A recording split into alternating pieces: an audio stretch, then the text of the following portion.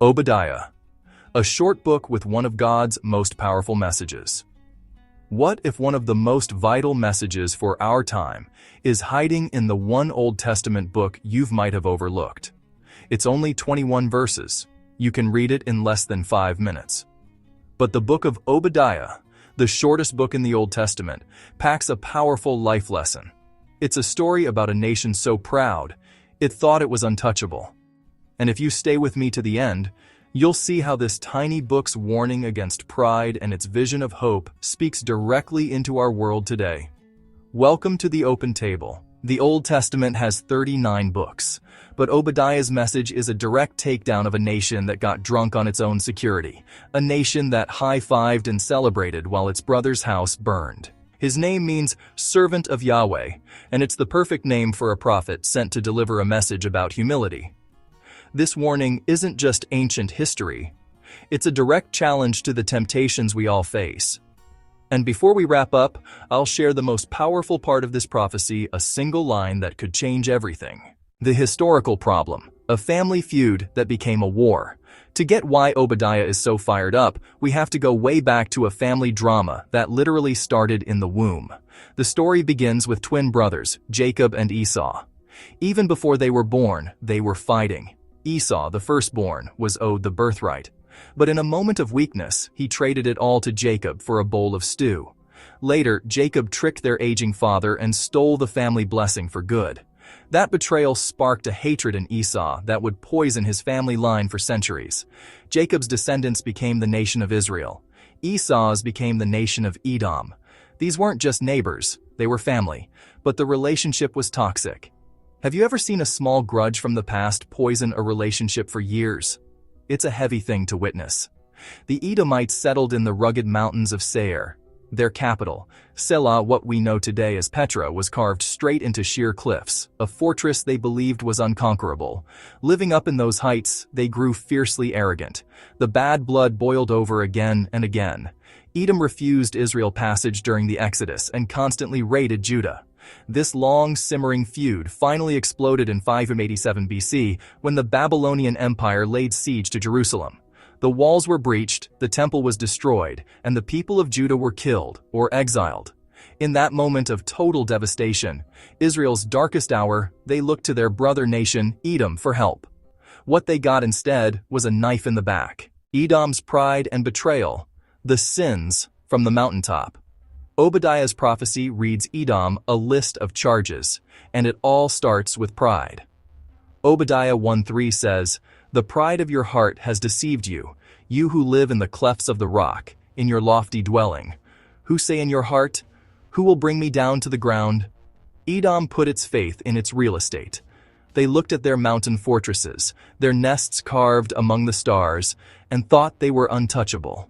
This blinding pride was the cancer that caused all their other sins. When Babylon torched Jerusalem, Edom didn't just stand by, they got involved. "You should not have looked down on your brother in the day of his misfortune," Obadiah writes, "nor rejoiced over the people of Judah in the day of their destruction." But they did. They gloated. They threw a party as their brother's world went up in flames. Have you ever felt that secret, ugly little thrill when a rival messes up? It's a hard feeling to admit, but we can all be tempted by it. But it didn't stop there.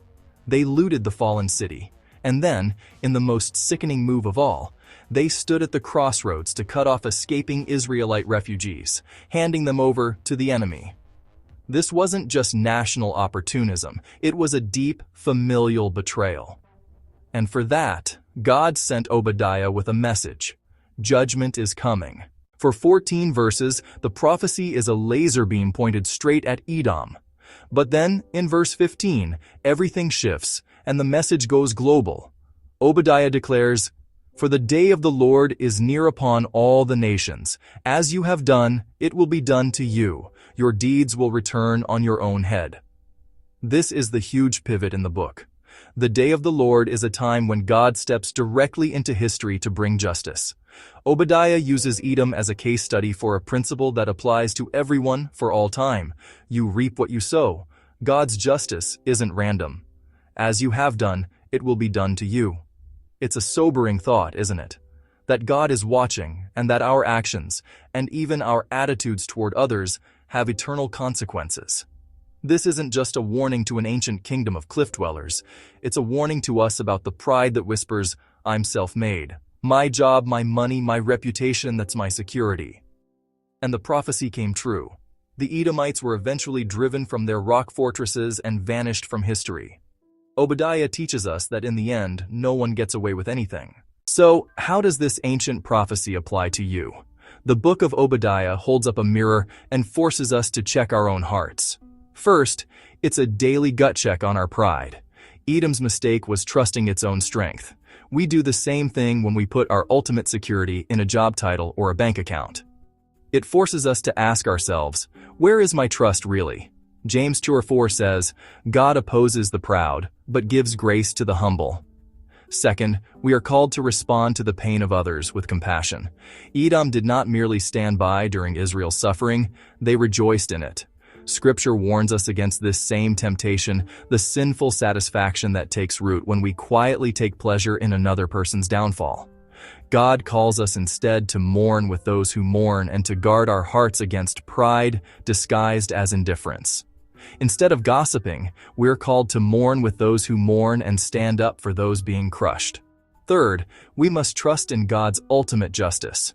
It's easy to get cynical when injustice seems to go unpunished. Obadiah is a powerful reminder that justice delayed is not justice denied. Galatians 6:7 says, "Do not be deceived. God is not mocked. A man reaps what he sows."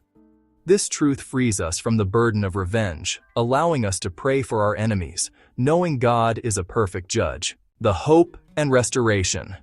The kingdom shall be the Lord's. If the book ended with judgment, it would be a grim story. But it pivots from wrath to restoration.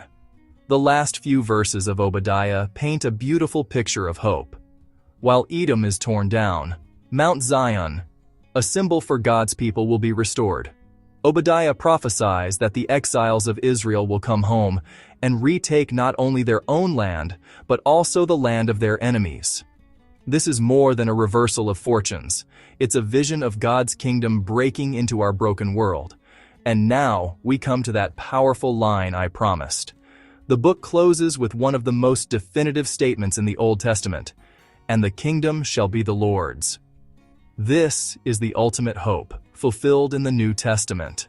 The pride of mankind is answered by Jesus, who humbled himself to the point of death on a cross. God's justice is satisfied at that same cross. The final promise of Obadiah is the promise of the gospel, that no matter how much we betray each other, God's sovereign plan to establish his eternal kingdom will not fail. The Book of Obadiah may be short, but its message is immense. It's a blistering critique of pride and a sobering reminder that God's justice is perfect. It teaches us that how we treat others, especially at their weakest, is a huge deal to God. It warns us that self-reliance is a fortress built on sand. But more than anything, this is a book of incredible hope. It declares that no matter how dark things get, or how much it looks like injustice is winning, God always gets the final word. He is a God who judges the proud, but he is also a God who redeems and restores his people. He is the king, and his kingdom will outlast all others. The story of Edom really makes you ask, where might the sin of pride be hiding in my own life? Where have I been trusting in my own mountain fortress instead of God? Thank you so much for watching. If this dive into Obadiah's powerful message meant something to you, please like this video, share it with someone who needs to hear it, and subscribe to the Open Table for more content that connects the timeless truths of the Bible to your life right now. And I would love to hear your own thoughts in the comments below. Always remember that final, hopeful promise, the kingdom shall be the Lord's.